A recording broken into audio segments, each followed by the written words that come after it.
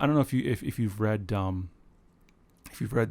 Afghanistan papers, the book that just came out last year. Not the whole book, Yeah, but yeah. I've read plenty of people sort of harvesting the. Yeah, and you know, I've witnessed much of that, like firsthand. You know, just this like bureaucratic inertia, this bureaucratic incentive. Yeah.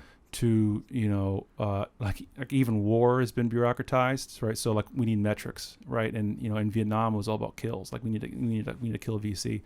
And in Afghanistan, a lot of it was like captures. We need to capture these terrorists. We need to, you know, terrorists or these Taliban. We need to get them off the battlefield. And so you see that this creates the incentive to define down what constitutes like leadership. Mm-hmm. And so you're just picking up like the equivalent of like a private, right? Yeah. And you're like, well, what? Okay, well, this whole thing is not what it's, you know, cut out to be.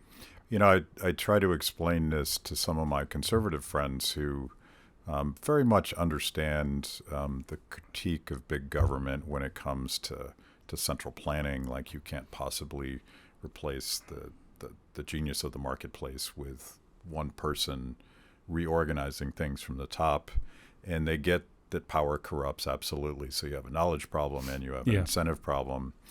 But then when it comes to police and the military, they put that aside and they have this romantic faith that everything you're telling me just doesn't happen, that people are there for the right reasons and they're going to do the right thing. But a lot of your research, which I haven't read yet, is about people on the right sort of driving the anti-war movement, kind of based on that understanding that government fails even when you really desperately need it not to fail. Yeah, I mean, so not only the anti-war movement, but just the non-interventionist project writ large. Like foreign aid is a big part of this.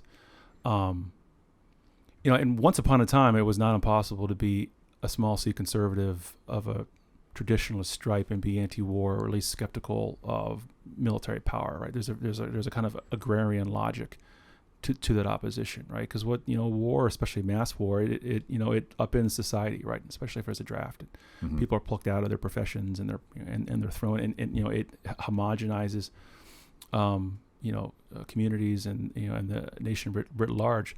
But you know, over the course of what now 2 or 3 generations, those earlier, I'm thinking particularly of a guy like Howard Buffett. I always love bringing him up to people because he's Warren Buffett's dad, and it's interesting. Like, I guess this is one of those chances where the apple fell very far from the tree. But he's one of these guys who was a libertarian in his economics, but had something more of a traditionalist view of war. He was a man of his faith, a man of a great faith.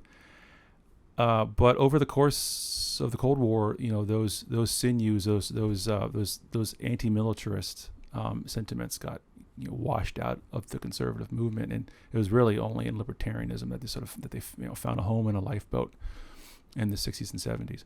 But even during that time, you know, all throughout the early Cold War, the right wing of the GOP held out a great resistance to foreign aid, to some aspects of diplomatic policy, and often for reasons that we would be completely attuned with, you know, knowledge problem and you know, this, you know, fear of inflation, this belief that you can't plan economies, that these things have to be organic. Yeah.